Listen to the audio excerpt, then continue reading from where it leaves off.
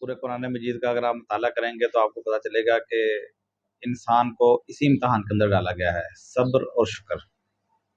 یعنی انسان کے اوپر جو زندگی کے اندر مختلف مراحل آتے ہیں تو دو ہی رویے ہوتے ہیں انسان کے۔ مشکلات میں انسان کیا کرے؟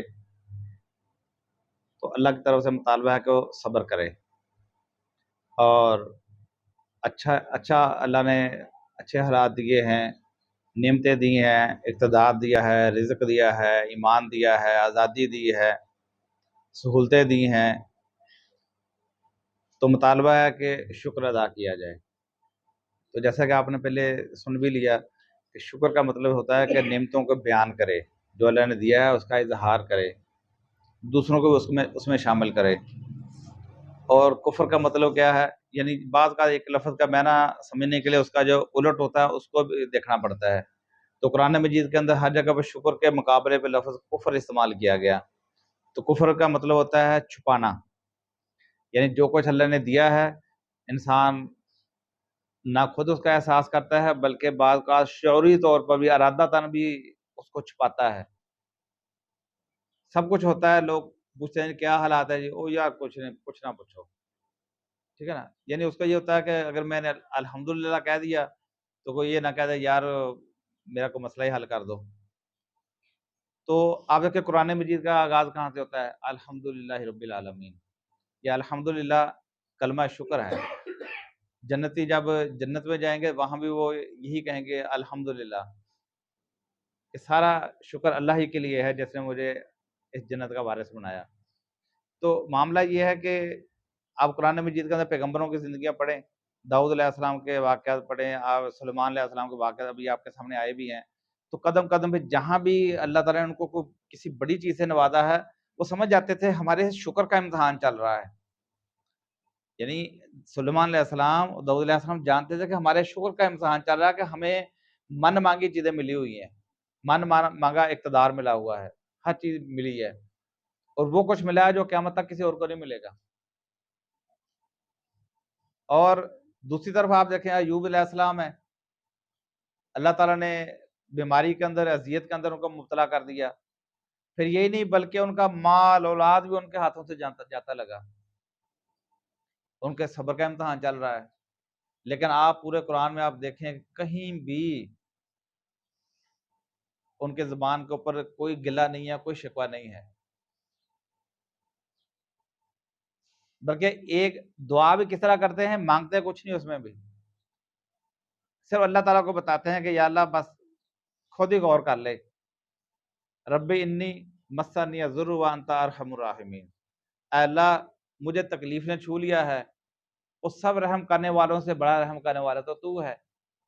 یعنی تیرا بندہ تکلیف میں ہے اور تو رحم کرنے والا ہے، اب خود ہی دیکھ لے کیا ہونا چاہیے۔ تو اللہ تعالیٰ فرماتا ہے کہ ہم نے اس کی بیماری کو بھی دور کر دیا، اس نے کہا کہ اس چشمہ کا پانی ہے ایسے غسل کر، ٹھیک ہے۔ اور اللہ تعالیٰ فرماتا ہے کہ ہم نے اس کو جو کچھ پہلے تھا اس کے پاس وہ بھی دے دیا، اور اتنا ہی اور اس کو دے دیا، بیوی بچے بھی دے دیے، باغات جانور ہر شے جو اقتدار اللہ نے اسے واپس ہر چیز دے دی۔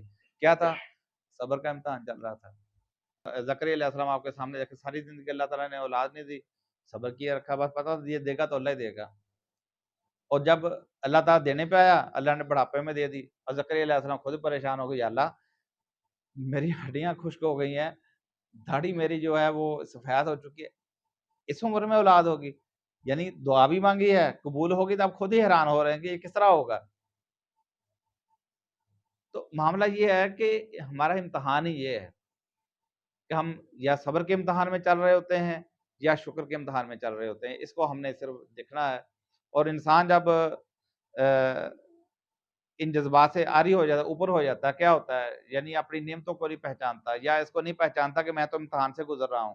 وہی ہوتا ہے، لوگ کوئی خودکشی کر رہا ہوتا ہے، کوئی اپنے آپ کو ختم کر رہا ہوتا ہے، کوئی دوسروں کو ختم کر رہا ہوتا ہے، کیونکہ مایوس ہو چکا ہوتا ہے۔ مایوسی دنیا کے اندر جتنی بھی خودکشیاں ہوتی ہیں ان کے پیچھے ایک سب سے بڑا فیکٹر ہوتا ہے مایوسی۔ انسان مایوس ہو جاتا ہے، وہ سمجھتا ہے بس میری دنیا ختم ہو گئی، اندھیر ہو گیا سب کچھ۔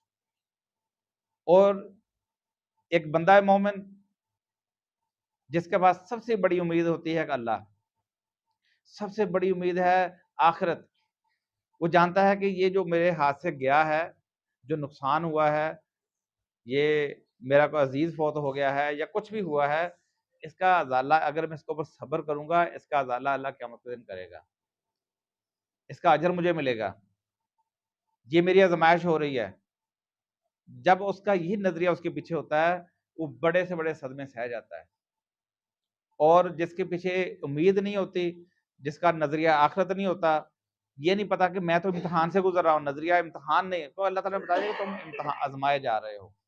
جس کا نظریہ امتحان نہیں ہوتا وہ فیل ہو جاتا ہے، وہ کہتا ہے بس دنیا اندھیر ہوگی، بس ہے ہی کچھ نہیں، تو خودکشی کرتا ہے اور بہت سارے معاملات آپ دیکھتے رہتے ہیں. تو یہ اللہ تعالیٰ نے جو ایمان کی نعمت دی ہے اور اپنا قرآن ہمیں دیا ہے، پیغمبروں کی سنت ہمارے سامنے رکھی ہے، آخری رسول محمد صلی اللہ علیہ وسلم کا اسوہ ہمارے سامنے رکھا ہے، صحابہ کرام کے واقعات ہیں، کیا کچھ نہیں ان کے اوپر ہو گزرا. ہجرت کی ہے، جان مال ہر چیز اللہ کی راہ میں لگا رہے ہیں، اور قدم قدم کے اوپر ایک ہی مطالبہ ہے کہ صبر کرو، صبر کرو اور تقوی اختیار کرو. صبر اور تقوی اختیار کرو گے، اللہ تعالیٰ کی معیت تمہارے ساتھ ہوگی، اللہ تعالیٰ تمہارے ساتھ کھڑا ہو جائے گا، تمہارے کام اللہ سنوارے گا. اور جنت کتنا بڑا انعام ہے. ایک انسان کو جنت، اللہ کے نبی علیہ السلام کہ کسی کو جنت کے اندر ایک کوڑا رکھنے کی جگہ مل جائے نا، وہ دنیا جہاں میں جو یہاں پہ نعمتیں ہیں ان سے زیادہ بہتر ہے. جنت میں کوڑا، کوڑا کتنا ہوتا ہے، اتنا لمبا ڈنڈے کے برابر جگہ ہوگی، ایک ڈنڈا رکھنے کے برابر جگہ مل جائے. تو اللہ تعالیٰ فرماتا ہے انی جزیتہم الیوم بما صبروا. اللہ تعالیٰ فرماتا ہے کہ یہ جنت بھی جو جنتیوں کو ملی ہے نا، یہ بھی صبر کی وجہ سے ان کو ملتی ہے. کیونکہ جو بھی ایک بندہ حق کے اوپر قائم ہوتا ہے تو صبر کے مراحل اس کے اوپر آتے ہی ہیں. تو صبر کر جاتا ہے جو اللہ کی رضا کے لیے، وہ جنت کا بھی وارث ہو جاتا ہے.